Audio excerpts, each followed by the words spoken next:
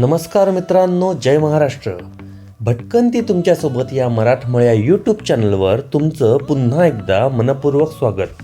मित्रांनो, मागच्या भटकंतीमधले लखनौमधील दोन्ही पार्क, जनेश्वर आणि doctor Babasaheb Ambedkar memorial park असे दोन्ही पार्क तुम्ही बघितलेत.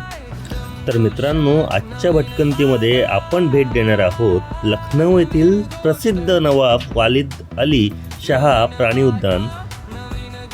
ह्यालाच आपण लखनौ झू असे म्हणतो. हे प्राणी संग्रहालय शहराच्या मध्यभागी असून कुटुंबासोबत फिरण्यासाठी अतिशय सुंदर ठिकाण आहे. चला तर मग सुरू करूया आजची भन्नाट सफर.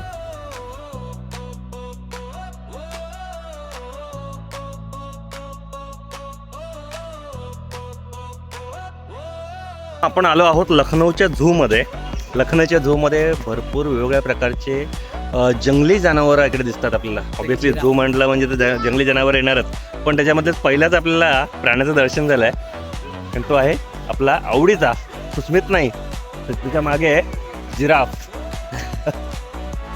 मित्रांनो, या प्राणी संग्रहालयाची स्थापना 29 नोव्हेंबर 1921 रोजी तत्कालीन प्रिन्स ऑफ वेल्स यांनी लखनौ भेटीच्या स्मरणार्थ करण्यात आली होती.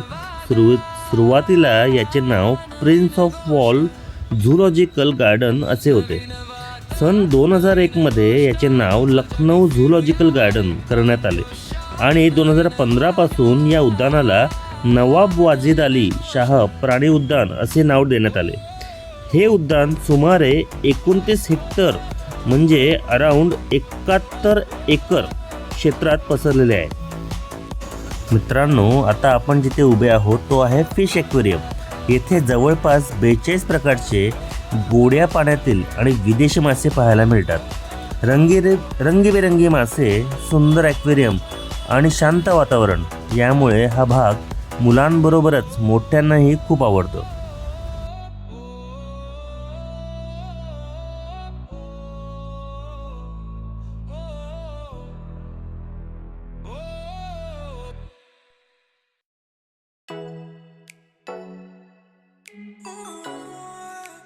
तर मित्रांनो, या झूमध्ये 1000पेक्षा अधिक प्राणी आणि 100हून अधिक वन्यजीव प्रजाती आहेत. येथे तुम्हाला रॉयल बंगाल टायगर, पांढरा वाघ, सिंह, बिबट्या, हत्ती,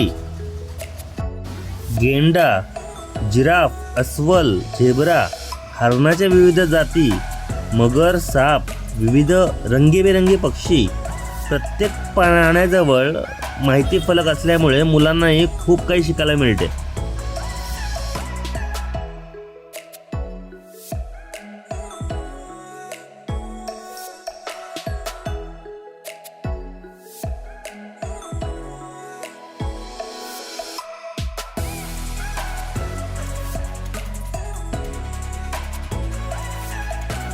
तर मित्रांनो, या झूमध्ये फक्त प्राणीच नाही तर अनेक मनोरंजन गोष्टी देखील आहेत. त्याच्यामध्ये toy train ride, butterfly park, nature interpretation centre, battery operated vehicles, paddle boating, children's play area, तसेच ऐतिहासिक बरदारी, फूड कोर्ट आणि कॅन्टीन देखील आहे. त्यामुळे संपूर्ण दिवस तुम्ही कुटुंबासोबत एन्जॉय करू शकता.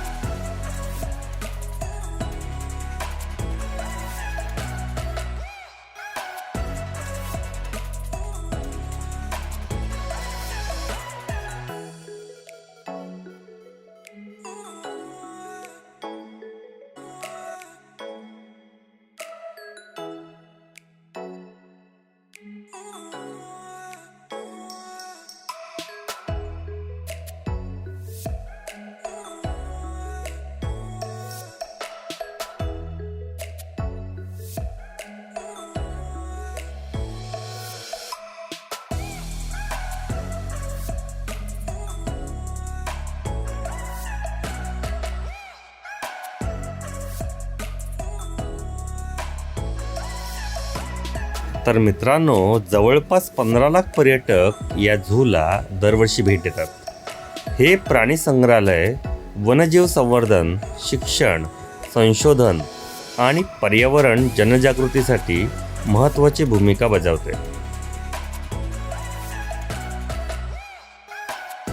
संपूर्ण झू फिरून झाल्यावर आम्ही दुसऱ्या ऐतिहासिक स्थळापर्यंत पोहोचलो, ज्याचं नाव आहे बडा इमामवाडा. हे ठिकाण लखनौमधील सर्वात प्रसिद्ध ऐतिहासिक स्मारकांपैकी एक आहे. याची निर्मिती 1784 साली नवाब असद अली तौला यांनी केली. त्या काळात उत्तर भारतात भीषण दुष्काळ पडला होता. लोकांना रोजगार मिळावा आणि शहरात आर्थिक हालचाल सुरू राहावी या उद्देशाने ह्या भव्य इमारतीची निर्मिती केली होती.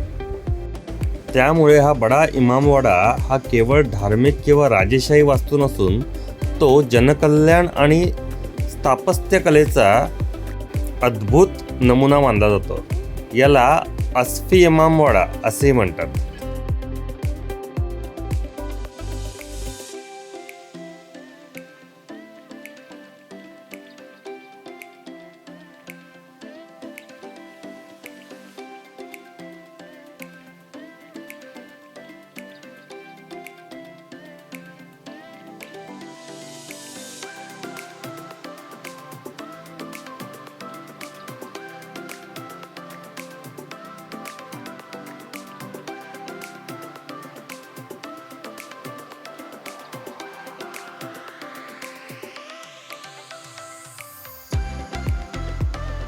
जाएगा सर सोने का हार नेकलेस.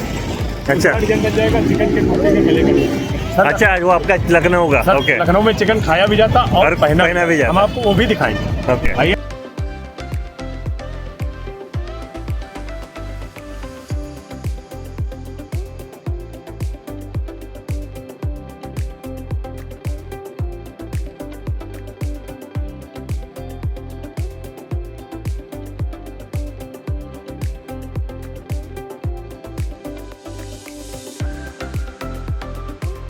गदर पिक्चरमध्ये जो सीन दाखवलेला तो पाकिस्तानामध्ये एंट्री मारतो. ते एंट्री जे आहे ते एंट्री पॉईंट हा दाखवलेला. इसका नाम क्या बोला? सर रूमी गेट लखनऊ का मेन सिग्नल. या गेटचं नाव आहे रूमी गेट. बघू शकता. चलो चलो.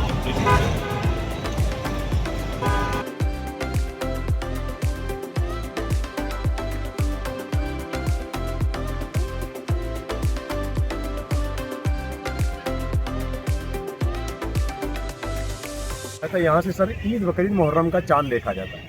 अच्छा, इस ओके. बिल्डिंग को 7 फ्लोर बनना था, लेकिन 4 फ्लोर ही बन पाए थे सर.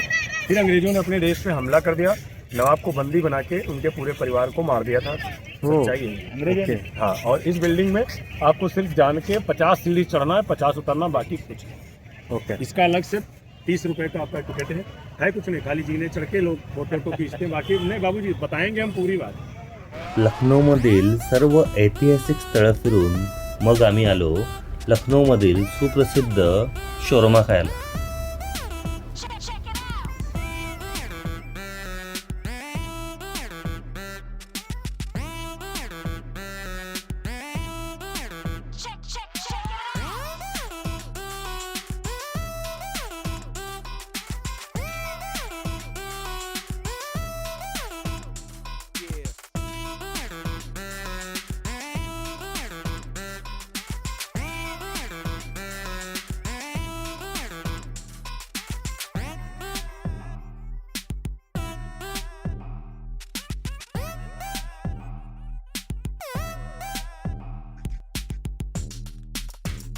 सर्व ऐतिहासिक स्थळं बघत फिरत मग आम्ही आलो लखनौचा सुप्रसिद्ध शोरमा खायला. आमच्या राहत्या ठिकाणाहून ते वृंदावन बसस्टॉपचा प्रवास आम्ही मेट्रोने केला. मग त्यानंतर सुमारे 250 किलोमीटर लखनौ ते वृंदावन असा प्रवास आम्ही स्लीपर बसने केला.